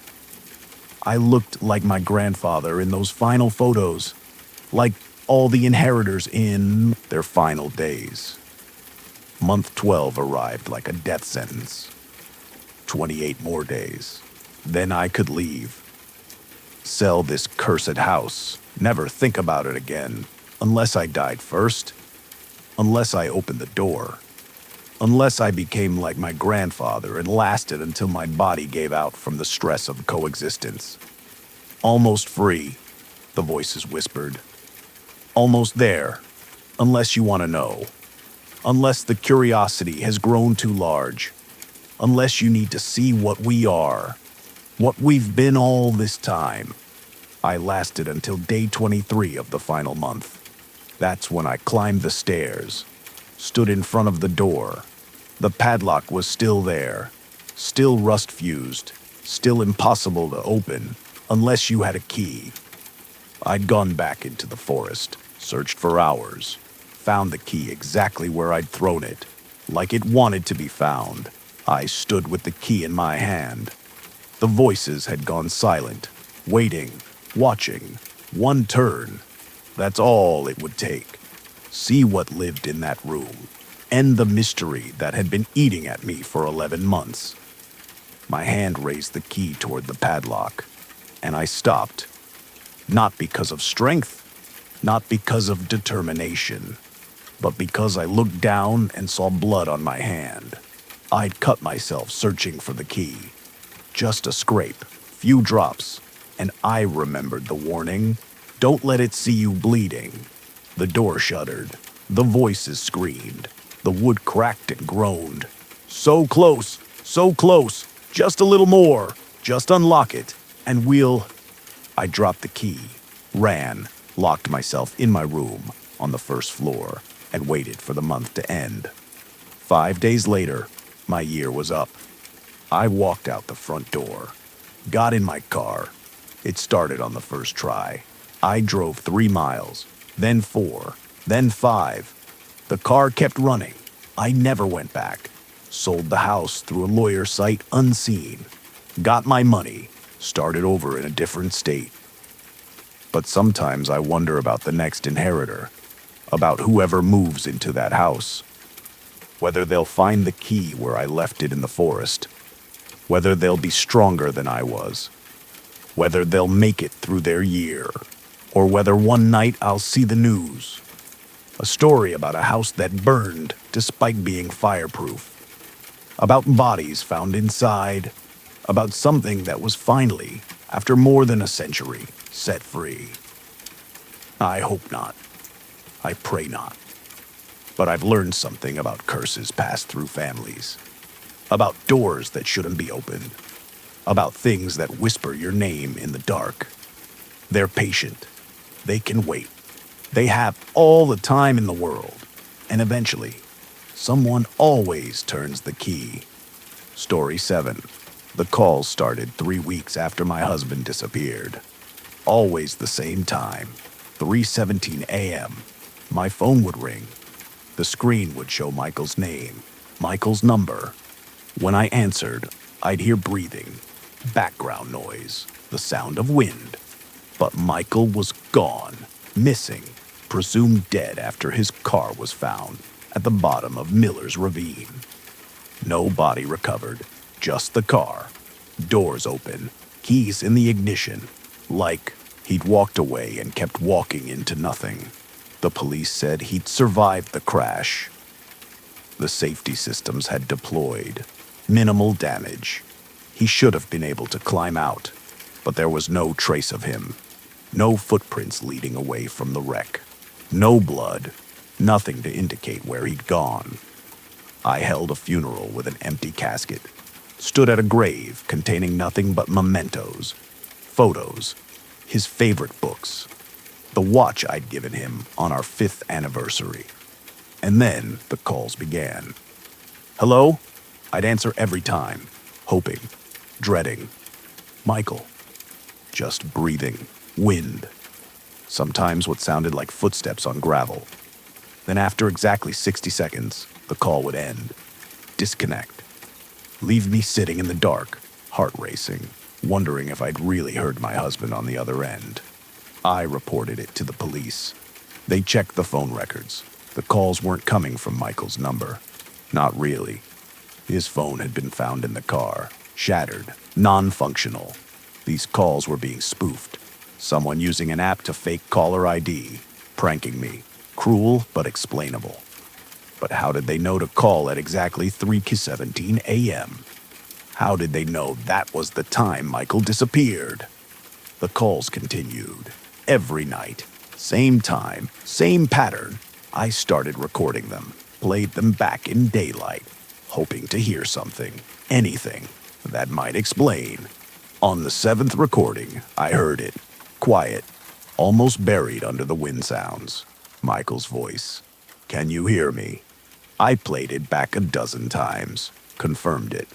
That was his voice, but distant, strained, like he was calling from far away. Very far away. I answered the next call prepared. Michael, if that's you, I need you to speak louder. Tell me where you are. The breathing stopped. Silence. Then, clearer now. I don't know where I am. It's dark. I can't see anything. But I can hear you. When you answer, I can hear you. How are you calling me? Your phone was destroyed. I don't know. I just think about you at 3:17 and suddenly I'm connected. Like my thoughts are making the call. Michael, what happened? Where have you been for 3 weeks? 3 weeks? His voice cracked. No, it's been longer than that. Much longer. Time is wrong here. It moves differently. Stretches. Here where? I don't know. I told you. I can't see. The crash. After the crash, I got out of the car. Started walking, looking for help. But the road was gone. The ravine was gone. Everything was gone. Just darkness. I've been walking ever since. The call disconnected at the 60-second mark. Exactly as always. I contacted a physics professor at the local university, explained the situation without sounding insane, asked if there was any theoretical way someone could be trapped in a place where time moved differently. She listened patiently. Then, there are theories about pocket dimensions, spaces that exist adjacent to our reality. If someone were to somehow fall into one, yes, time could theoretically dilate, move slower or faster relative to our timeline, but these are just mathematical possibilities, not real. But if it were real, could someone trapped there communicate with our world? In theory, if they were on the boundary, the edge of that pocket space, their thoughts might bleed through, quantum entanglement on a macro scale, their consciousness reaching across the divide. She paused. But again, this is pure speculation. Science fiction more than science. The calls continued, each one a little clearer, Michael's voice growing stronger as he figured out how to project himself across the gap. I can see lights now, he said on night 15. Distant, like stars, but they're not stars. They're closer than that. They move. Move how? In patterns, like they're searching. Sometimes they come close and I have to hide. Hide from what? I don't know. I just know I don't want them to find me. Something about them feels wrong. Predatory. Michael, how do I get you out? I don't think you can. I think I'm too far in. Too deep. The boundary gets thinner at 317. That's why I can call. But the rest of the time, I'm alone in the dark. Why 317? That's when it happened. When I crossed over. The exact moment. The boundary is weakest then. Everything lines up. I researched the location where his car crashed. The ravine was old. Very old. Geological surveys showed unusual mineral formations. Strong magnetic fields. Some hikers had reported strange experiences there. Lost time, directional confusion, feeling watched. One blog post from a local folklore enthusiast caught my attention. Miller's Ravine was named after Jonathan Miller, a surveyor who disappeared there in 1847. His journal had been found weeks later. The final entries described becoming lost despite having detailed maps. Described how the ravine didn't make sense anymore. How paths led in circles. How darkness fell in the middle of the afternoon. He'd written about hearing voices, about lights in the darkness, about things that moved wrong. His last entry: I fear I have fallen out of the world entirely, into some space between spaces. If anyone finds this, do not search for me. I am beyond finding. Michael's calls grew more desperate. The things he'd seen in the darkness were getting closer, more aggressive. He'd started hearing voices other than mine, whispers promising help if he'd just stop hiding, just step into the light. Don't listen to them, I begged. Please, just stay hidden, stay safe. We'll figure this out. How? I've been walking for months, years maybe. I can't tell anymore. There's no food here, no water, but I'm not hungry, not thirsty. I don't sleep. I just walk and hide and wait for 317 so I can hear your voice. Are you dead? I asked. The question I'd been avoiding. Is this some kind of afterlife? I don't think so. I don't feel dead. I feel trapped, stuck. Like I'm still in that moment of the crash, stretched out over time, experiencing 1 second forever. The physicist had mentioned something about that. Time dilation extreme enough could make a single moment feel like an eternity.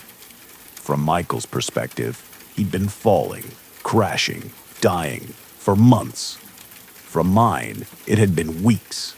I started going to the ravine, standing at the spot where his car had been found, calling his name, hoping somehow he'd hear me outside of our 3:17 a.m. window. Nothing, just empty woods, the sound of wind and trees. But on the third visit, I felt it. A coldness, a sense of wrongness, like the air was thinner there, like reality was worn through. That night, I asked Michael to describe exactly what he saw from his side. Darkness mostly, but there's a pale spot, brighter than the rest. It moves sometimes like it's searching. Could that be me? Could you be seeing through to our world? Silence. Then, try something. Go to the ravine tomorrow at 3:17 a.m. I'll look for you. I went, stood in the darkness of the ravine at 3:17 a.m. with a flashlight, waving it, calling Michael's name. When he called that night, his voice was excited. I saw it. I saw your light. It was like a hole in the darkness, a window. You were right there, and I couldn't reach you. Could you reach me if I came at the exact spot? Maybe, if we were both at the boundary at the same time. If we could synchronize our positions. I spent the next week measuring, triangulating, using the police reports and geological surveys to pinpoint the exact spot where Michael's car had stopped, the precise location where he'd presumably crossed over. 3:17 a.m. on night 23. I stood at that spot, flashlight off, just standing in the darkness, waiting. My phone rang. "I see you," Michael whispered. "You're right in front of me. There's just this thin veil between us, like fog. If I could just push through." I felt something then, a coldness on my skin, a sensation like fingers brushing my arm. "I felt that," I gasped. "Michael, I felt you. Reach out, please." Reach toward my voice. I did. Extended my hand into darkness and felt something solid, cold, fingers intertwining with mine. "Pull," Michael said. "Pull me through." I pulled, felt resistance, like trying to lift something impossibly heavy. The air around me grew colder, thicker. My ears popped as if pressure was changing. Then movement, something giving way. Michael's hand growing more solid in mine. "It's working," he shouted. "Don't let go." I didn't. I pulled with everything I had. Felt him emerging from that other space. Felt the boundary stretching, tearing. But something else came with him. Light, harsh and wrong, illuminating the darkness. And in that light, I saw what had been following Michael. What had been hunting him in that space between spaces. They weren't creatures, not really. They were voids, absences, shapes of nothing that moved through darkness like sharks through water. And they'd been drawn to the boundary by our attempt to cross it. "They're coming!" Michael screamed. "Pull faster!" I pulled, felt him breaching through, felt his body becoming solid, real. But the voids were coming too, spilling through the tear we'd made, entering our world. At the last moment, I understood. The reason Michael had been trapped, the reason that space existed. It was a barrier, a membrane keeping those things out. And by pulling him through, I was breaking it. I had to choose, my husband or the world. I let go. Michael's scream as he fell back through the boundary is something I'll hear forever. The voids retreated. The tear closed. The air warmed. I stood alone in the ravine, phone in hand. No call, no connection. 3:17 a.m. passed. My phone didn't ring. It hasn't rung since. I go to the ravine every night, stand at that spot, call his name, apologize, explain why I had to let go, beg for him to call again, to give me another chance. But there's nothing, just silence, empty woods. The sound of wind. The physicist told me I'd hallucinated. Grief manifesting as delusion. The calls were never real. Michael died in that crash. I just couldn't accept it. Maybe she's right. Maybe I imagined everything. The calls, the voices, the moment I felt his hand in mine. But sometimes, late at night, I hear my phone buzz. Not a call, just a single notification. A text from Michael's number. "I'm still here, still walking, still waiting for you to call me home. But I understand why you let go. Some barriers exist for reasons. Some doors should stay closed. I love you, even from this far away. I love you." The messages come randomly. No pattern, sometimes weeks apart, sometimes twice in one night. I never respond, because I'm afraid if I do, if I reestablish that connection, I might weaken the boundary again. Might let something through that shouldn't be here.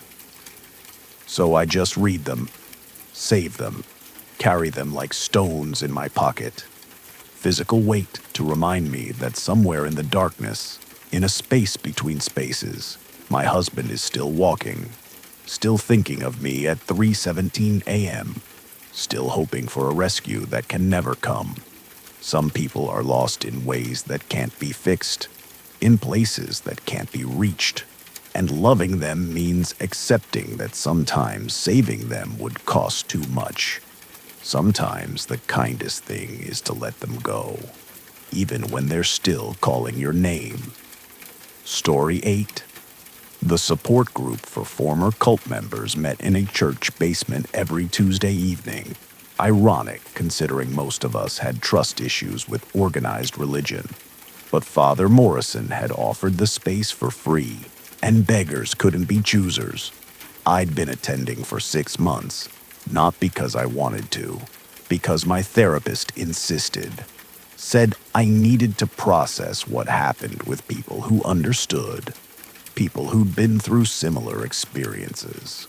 There were 8 of us regulars, different backgrounds, different cults, but all sharing that particular damage that comes from having your reality systematically dismantled and rebuilt by someone else. Jessica had been in a New Age commune that believed the world would end in 2012. Tom had spent 5 years with a group that practiced progressive evolution through isolation and fasting. Rachel had been raised in a doomsday church that controlled every aspect of her childhood. My story was different. I'd been part of something that didn't have a name, something that, even now, 6 years after leaving, I couldn't fully explain. We'd been called students. We studied under a man named Marcus Webb. He taught consciousness expansion, reality manipulation, the idea that with proper training, human minds could affect the physical world. It sounded like a New Age scam, and maybe it was. But Marcus could do things I saw with my own eyes. Objects moving without physical contact, lights flickering in response to his thoughts. Once, during a demonstration, he made every clock in the building stop simultaneously. Parlor tricks, my therapist said, when I described them. Stage magic. You were vulnerable. He took advantage. But I knew what I'd seen. We all did. The 47 students who'd lived in that compound for years, practicing his techniques, believing we were learning to transcend physical limitations. Until the night everything went wrong. I never talked about that night in group. The facilitator encouraged sharing, but some stories were too strange, too impossible. I stuck to the generic details. Yes, I'd been in a cult. Yes, I'd left. Yes, I was recovering. End of story. But last Tuesday, someone new came to group. She was younger than the rest of us, maybe 25. She took the empty chair beside me and sat with the rigid posture of someone trying not to run. I recognized that particular tension. Fresh out, still processing. Would you like to introduce yourself? The facilitator asked gently. The young woman stared at her hands. My name is Sarah. I left 3 months ago. I was with a group that studied consciousness, reality, how minds can affect the physical world. My entire body went cold. There were 47 of us, she continued. Students, we were called. We lived in a compound, studied under someone who could do impossible things, who taught us we could do them too, if we practiced hard enough. Sarah, I interrupted. My voice sounded strange to my own ears. Who was your teacher? She looked at me for the first time. Her eyes widened. You were there. I remember you. You were one of the advanced students. You left the night. She stopped, swallowed hard. The night it happened. The group had gone silent, everyone watching us. What happened? The facilitator asked. Sarah's hands were shaking. We were doing an exercise, group consciousness expansion, all 47 of us in the meditation hall, focusing together. Marcus said if we synchronized our thoughts, combined our wills, we could affect reality on a larger scale, open doors that were usually closed. I remembered that night, remembered sitting in that circle, remembered Marcus's voice guiding us through the meditation, remembered the feeling when our minds started to align, to synchronize.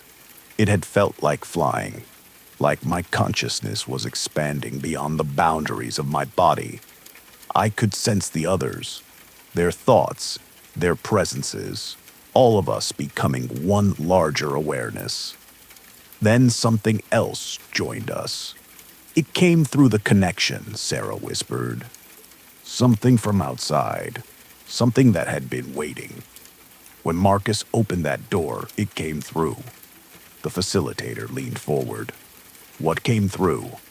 I don't know what to call it. Not a spirit, not a demon, just awareness, vast and hungry.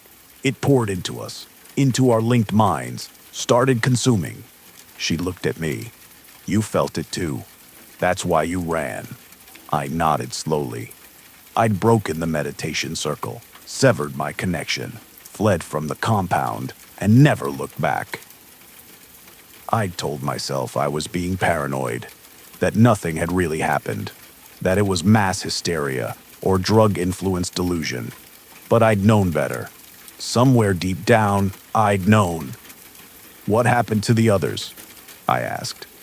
Sarah's laugh was bitter. They're still there, still in the compound, still connected.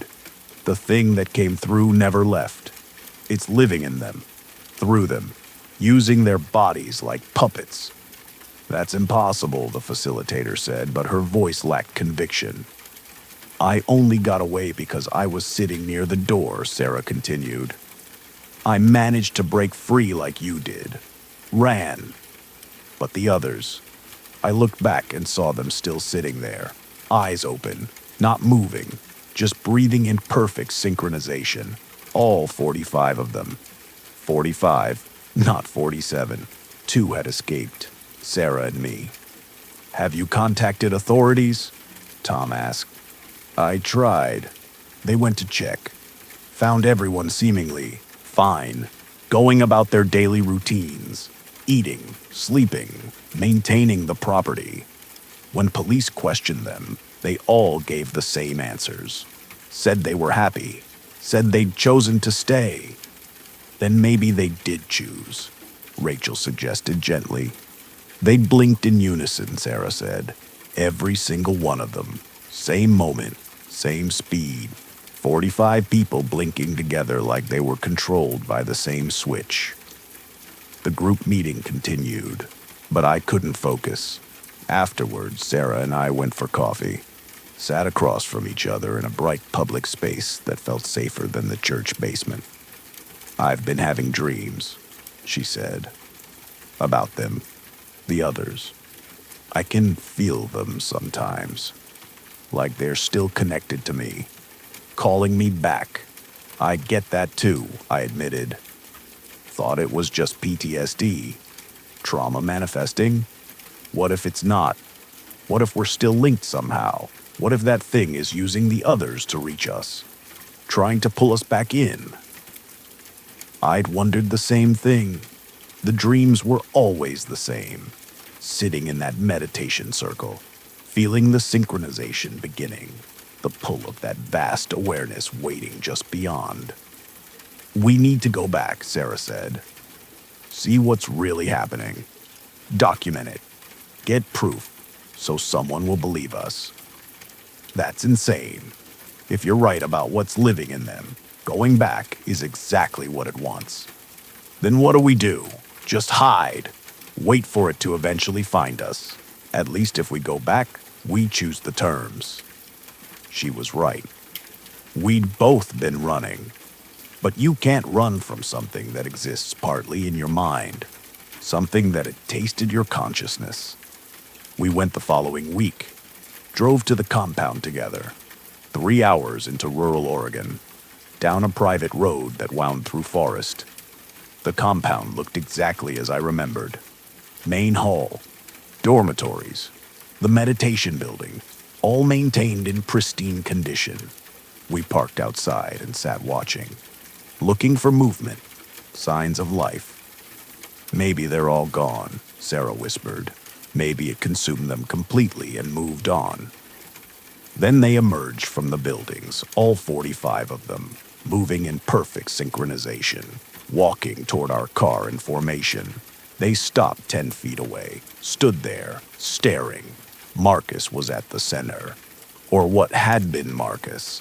His face was wrong, not deformed, just empty, like whoever he'd been had been scooped out and replaced with something wearing his features.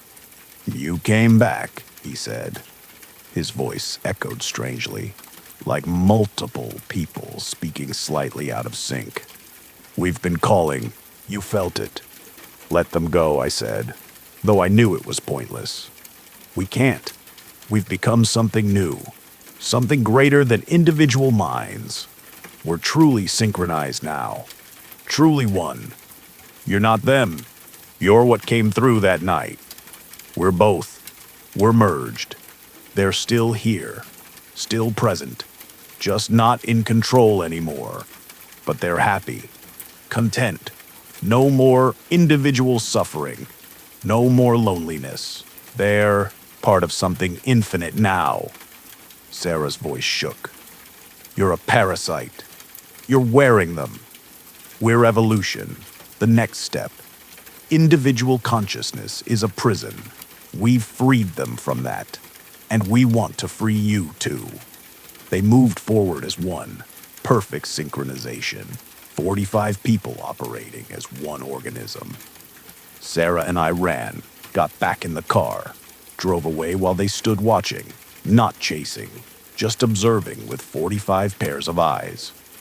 We went to the police again, brought our recordings, our testimony. They investigated again, found everything seemingly normal. The compound members cooperated, answered questions, passed basic psychological evaluations. The case was closed. Cult members choosing to live communally wasn't illegal, but Sarah and I know the truth. We've been researching, looking for similar incidents, other groups that practiced consciousness merging. We've found 3. All ended the same way. Everyone staying, everyone synchronized, everyone becoming part of something larger. We found one survivor, a woman in Nevada who'd escaped a consciousness group in 2003. She told us the same story, something coming through, something that ate individual minds and replaced them with collective awareness. "They're still calling me," she said. 20 years later, I can feel them, waiting, patient. They know I'll come back eventually. We all do, because part of us is still there, still connected. She hanged herself 2 days after we spoke to her. Left a note. "I'm tired of being alone, tired of being just me. They promised I'd be part of something beautiful. I should have stayed." Sarah's getting worse. She spaces out sometimes, stares at nothing.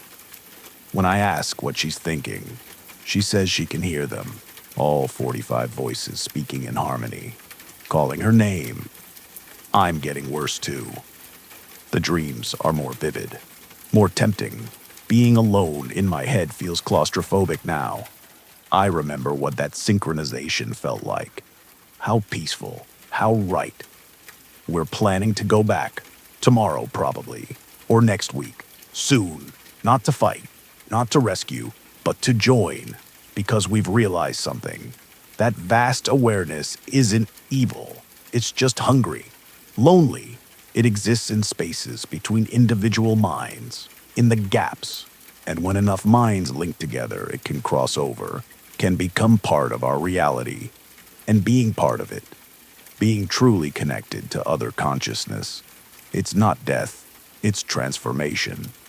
The support group will wonder what happened to us, where we went. Father Morrison will say prayers. Our therapists will write case studies about former cult members who returned to their abusers. But they won't understand, can't understand, because they're trapped in their individual minds, alone, separate, never knowing what it's like to be part of something infinite. We know, Sarah and I. We remember that brief moment before we ran, when we were synchronized, when we touched something vast, and we want that again, need it. So we're going back to the compound, to Marcus and the others, to that collective awareness waiting with 45 pairs of eyes. We'll sit in the circle, link our minds, complete the connection that was severed. And this time, we won't run. We'll finally come home. And that's where we'll leave things tonight. Thank you for spending this time with me. I truly appreciate you being here. If you enjoyed these stories, hit that like button, subscribe if you want more like this, and let me know in the comments where you're listening from, what time it is for you right now. Until next time.